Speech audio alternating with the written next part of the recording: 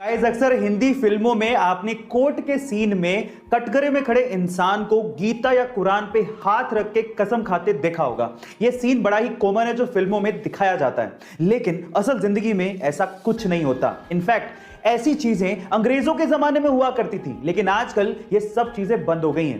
लेकिन सवाल यह है कि अंग्रेजों के जमाने में ऐसा क्यों किया जाता था। उसके पीछे का रीजन यह है कि जब अंग्रेज इंडिया में आए थे तो उन्होंने ये देखा कि यहां के लोग अपने कल्चर को लेकर बहुत भावुक है। इसीलिए जब कटघरे में कोई खड़ा होता था तो उसे गीता या कुरान पे हाथ रखकर कसम खाने को कहा जाता था। अंग्रेज ये मानते थे कि इस पे हाथ रखकर कम से कम यहां के लोग झूठ नहीं बोलेंगे। लेकिन आज के जमाने में खैर रहने दीजिए। आपको ये इंफॉर्मेटिव वीडियो कैसी लगी चैट सेक्शन में जरूर लिखिए। को हम तो भूलते जा रहे हैं, लेकिन बाहर के लोग इसे अपना रहे हैं। जैसे कि भारतीय संस्कृति के अनुसार नीचे बैठकर पालथी मारकर भोजन करना एक अच्छी आदत है, और ये ऐसे ही नहीं है, इसके पीछे एक वैज्ञानिक तर्क भी है। वो क्या है मैं आपको बताता हूं।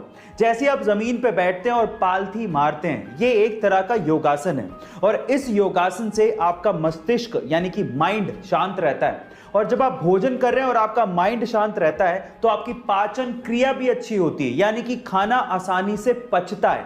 अब देखिए विडंबना, बाहर के लोग तो नीचे बैठ के खा रहे हैं और हम लोग डाइनिंग टेबल पे बैठे। किसी जमाने में भारत हॉकी का सिरमौर हुआ करता था, और उसकी वजह थी हॉकी के जादूगर ध्यानचंद। बाय द वे हमारे देश का राष्ट्रीय खेल क्रिकेट नहीं है बल्कि हॉकी है, ये तो पता है ना आपको।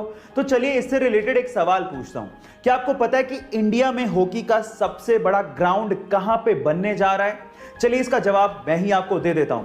इंडिया में हॉकी का सबसे बड़ा ग्राउंड ओडिशा के राउरकेला में बनने जा रहा है, जिसकी कैपेसिटी 20,000 दर्शकों की होगी। अगर कोरोना की सिचुएशन खत्म हो गई तो लगभग 20,000 लोग एक साथ हॉकी का मजा उस ग्राउंड पे ले पाएंगे। बाय द वे 2023 का वर्ल्ड कप हॉकी